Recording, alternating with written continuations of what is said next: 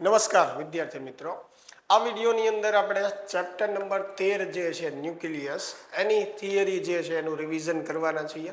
ચાલો સૌપ્રથમ જે છે એ ચેપ્ટરની અંદર જે પ્રથમ થિયરી જે છે એમાં આપણે અમુક વ્યાખ્યાઓ જે છે એ જોઈ લઈએ જે થિયરી સ્વરૂપે આપણને પૂછી શકે. બરાબર, જેમ કે આઇસોટોપ છે, આઇસોટોન, આઇસોબાર અને આઇસોમર.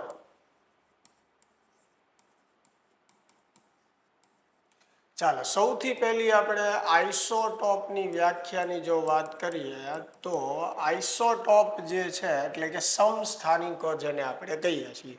તો આઇસોટોપ્સની અંદર જે છે ઝેડ જે છે એ સમાન હોય અને એ જે છે એ જુદા જુદા હોય.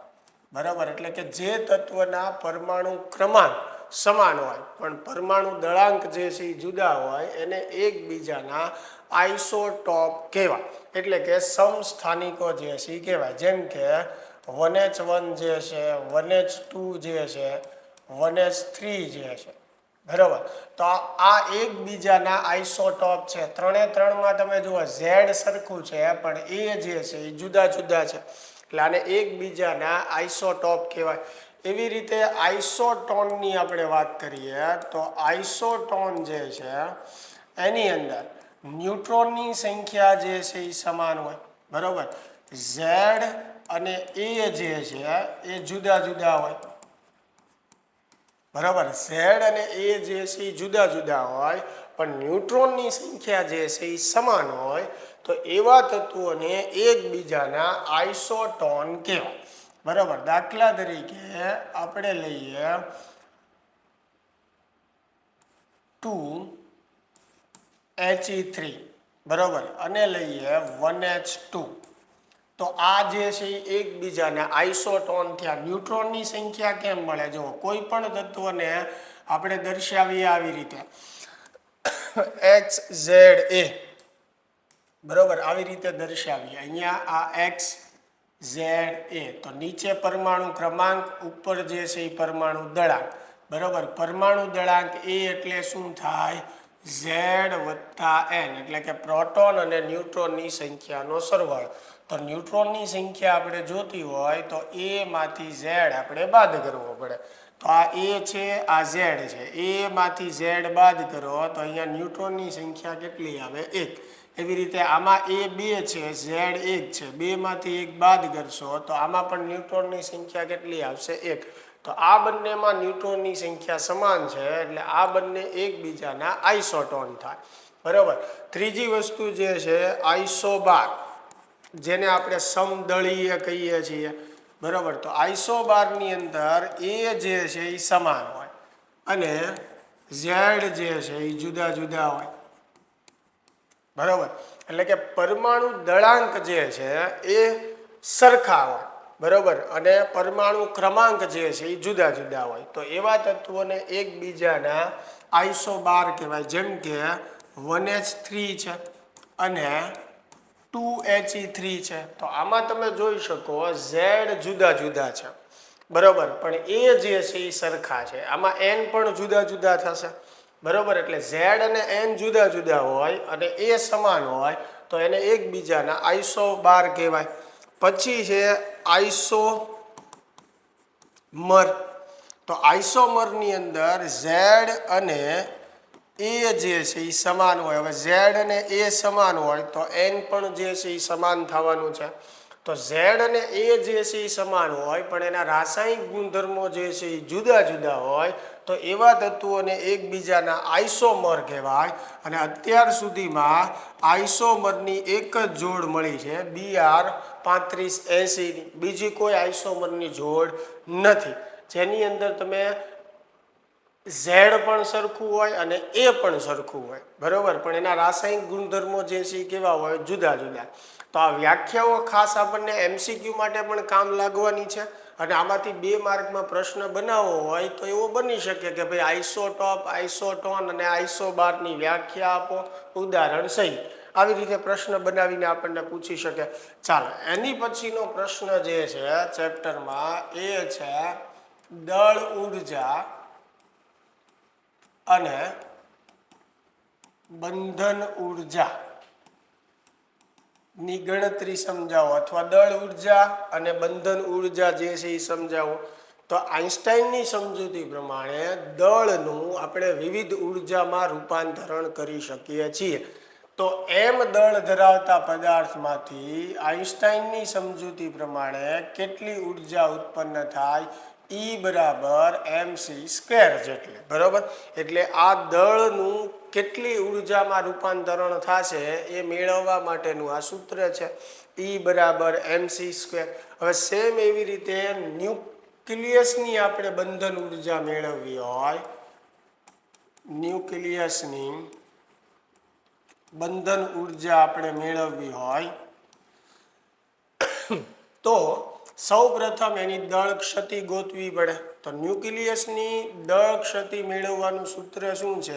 ન્યુક્લિયસનું સૈદ્ધાંતિક દળ માઇનસ ન્યુક્લિયસનું પ્રાયોગિક દળ. આ સૂત્રથી આપણને શું મળશે? એની દળ ક્ષતિ. દળ ક્ષતિને આપણે ડેલ્ટા એમ વડે દર્શાવશું. સૈદ્ધાંતિક દળ મેળવવાનું સૂત્ર શું છે? ZMP પ્લસ NMN બરાબર માઇનસ જે આપણને પ્રાયોગિક દળ આપેલું હોય એ. હવે પ્રાયોગિક દળ તો આપવું જ પડે MCQ ને દાખલામાં.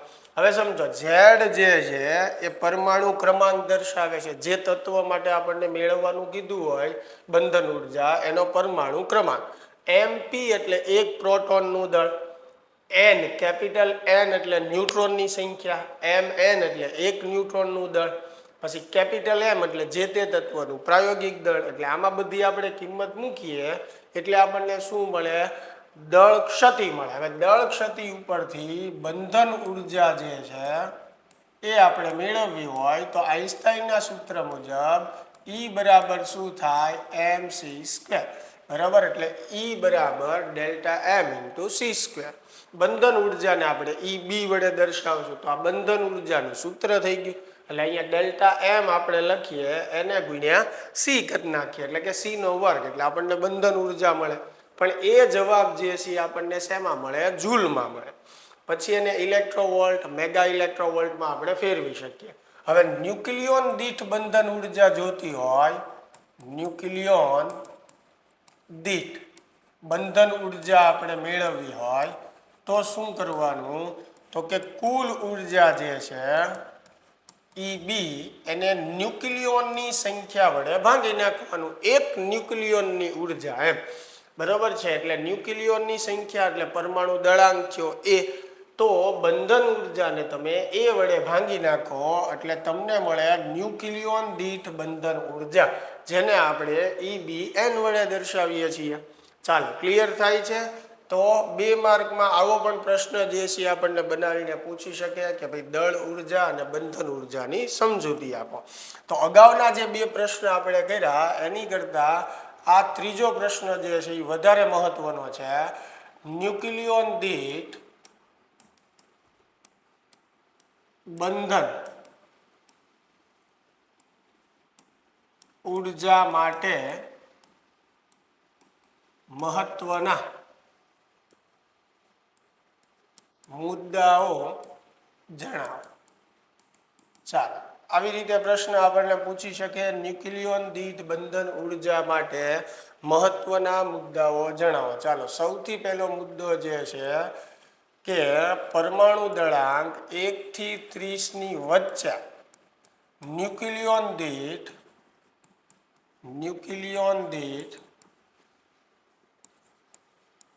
બંધન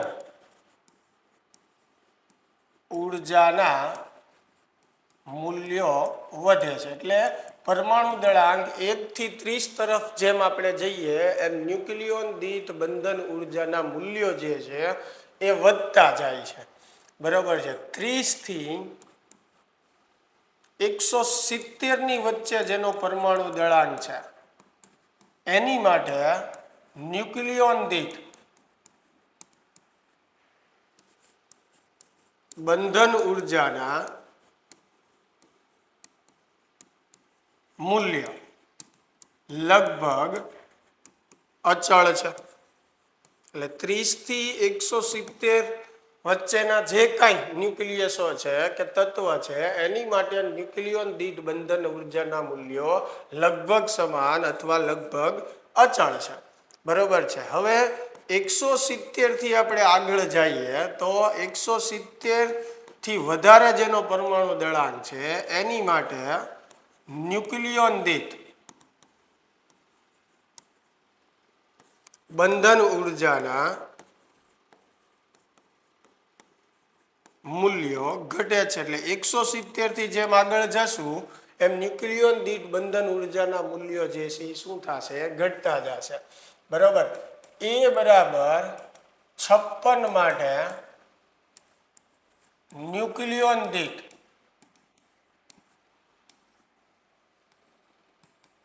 બંધન ઉર્જાનું મૂલ્ય સૌથી વધારે હોય છે. એ બરાબર 56 એટલે Fe આયન લોખંડ થયું ને, તો એની માટે ન્યુક્લિયોન દીઠ બંધન ઉર્જાના મૂલ્યો સૌથી વધારે હોય છે. બરાબર. આ પહેલા મહત્વના 4 મુદ્દાઓ થઈ ગયા. બાકીના 2 મુદ્દાઓ આપણે લખીએ કે ભારે ન્યુક્લિયસને 2 હલકા ન્યુક્લિયસમાં વિભાજિત કરતા ન્યુક્લિયોન દીઠ બંધન ઉર્જાના મૂલ્યો વધે છે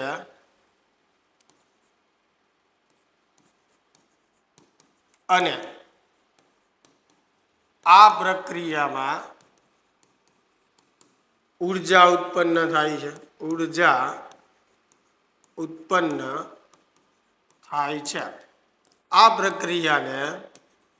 આ પ્રક્રિયાને ન્યુક્લિયર વિખંડનની પ્રક્રિયા કહે છે. જ્યારે એક ભારે ન્યુક્લિયસને 2 હલકા ન્યુક્લિયસમાં વિભાજિત કરવામાં આવે ત્યારે ન્યુક્લિયોન દીઠ બંધન ઉર્જાના મૂલ્યો વધે છે અને આ પ્રક્રિયામાં હારવાર ઉર્જા પણ ઉત્પન્ન થાય છે. આ પ્રક્રિયાને ન્યુક્લિયર વિખંડનની પ્રક્રિયા કહે છે. આનાથી ઉલટી પણ પ્રક્રિયા છે કે 2 હલકા ન્યુક્લિયસને ભેગા કરીને તમે ભારે ન્યુક્લિયસ બનાવો, તો આમાં પણ ન્યુક્લિયોન દીઠ બંધન ઉર્જાના મૂલ્યો આ પ્રક્રિયા કરતાં પણ વધે છે અને એ પ્રક્રિયામાં પણ ઉર્જા ઉત્પન્ન થાય છે. આ પ્રક્રિયાને ન્યુક્લિયર સંલયનની પ્રક્રિયા કહેવાય. આ પ્રક્રિયામાં આપણે શું કર્યું? એક ભારે ન્યુક્લિયસનું 2 હલકા ન્યુક્લિયસમાં વિભંજન કર્યું. બરોબર, વિભાજિત કર્યા એટલે આ વિખંડનની પ્રક્રિયા કહેવાય. 2 હલકા ન્યુક્લિયસને ભેગા કરી એક ભારે ન્યુક્લિયસ બનાવવામાં આવે તો એને ન્યુક્લિયર સંલયનની પ્રક્રિયા કહેવાય. તો આ પ્રશ્ન આ ચેપ્ટર માટે મહત્વનો વધારે થઈ જાય છે કારણ કે બાકીના પ્રશ્નો જે છે એ માહિતી જેવા છે. એટલે આપણને પૂછી શકાય કે ન્યુક્લિયોન દીઠ બંધન ઉર્જા માટે મહત્વના મુદ્દાઓ જે છે એ જણાવો. તો મુદ્દાઓ જે છે એ મેં તમારી સમક્ષ લખી દીધા છે. તમે કોઈ મટીરિયલમાંથી પાકા કરો તો પણ પ્રશ્ન નથી, પણ આપણને મેઇન વાત આપણને યાદ રહેવી જોઈએ કે આટલી વસ્તુ આપણે લખવાની છે. ચાલો, ક્લિયર થાય છે. એની પછી આપણે આગળ વધીએ તો મહત્વની બીજી એવી થિયરી જે છે ન્યુક્લિયર બળ વિશે નોંધ લખો. બરાબર, અથવા તો સ્ટ્રોંગ ન્યુક્લિયર બળ વિશે નોંધ લખો.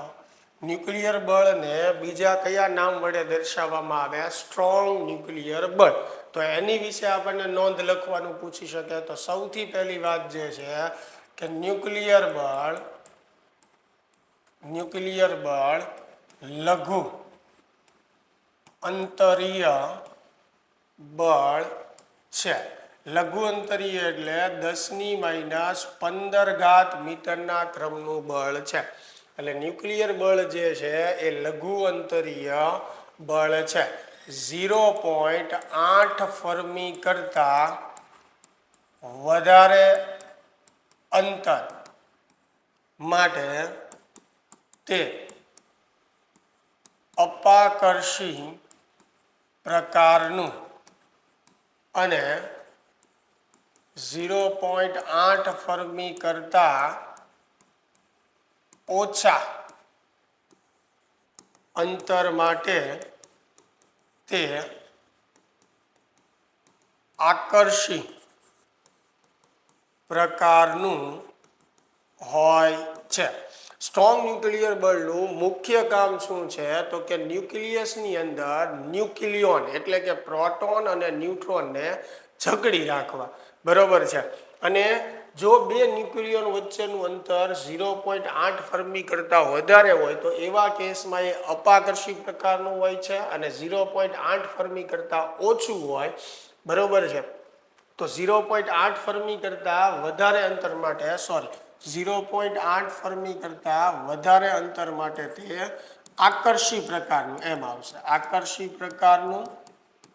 અને 0.8 ફર્મી કરતાં ઓછા અંતર માટે તે અપાકર્ષી પ્રકારનું હોય છે,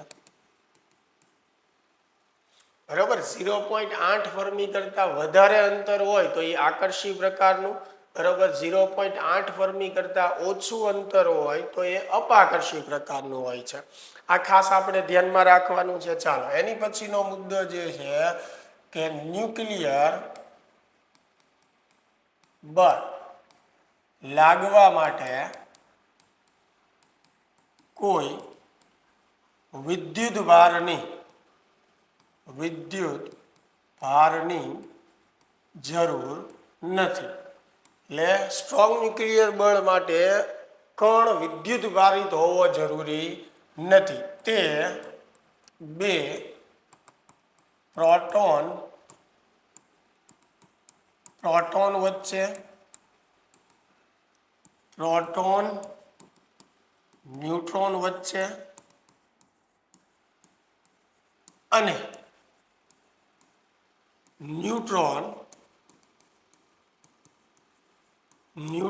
વચ્ચે લાગી શકે છે. હવે ન્યુટ્રોન વિદ્યુતની દ્રષ્ટિએ તટસ્થ છે, છતાં એમની વચ્ચે સ્ટ્રોંગ ન્યુક્લિયર બળ જે છે એ લાગતું હોય છે. અને અગાઉ જ મેં તમને કીધું કે સ્ટ્રોંગ ન્યુક્લિયર બળનું મુખ્ય કામ શું છે તો કે ન્યુક્લિયસની અંદર ન્યુક્લિયોનને જકડી રાખવા. આમાંથી MCQ પણ પૂછાય છે, એટલે આ ચેપ્ટરની થિયરી પણ વ્યવસ્થિત તમે કરજો, કેમ કે થિયોરિટિકલ પ્રશ્નો જે છે એ નીકળે આમાંથી જ નીકળતા હોય છે, બરાબર. ચાલો હવે જે છે એક મુદ્દો આપણે એ સમજીએ, ઘણીવાર MCQમાં પૂછે છે કે સ્ટ્રોંગ ન્યુક્લિયર બળ લાગવા માટે મૂળભૂત કારણ કયું જવાબદાર છે.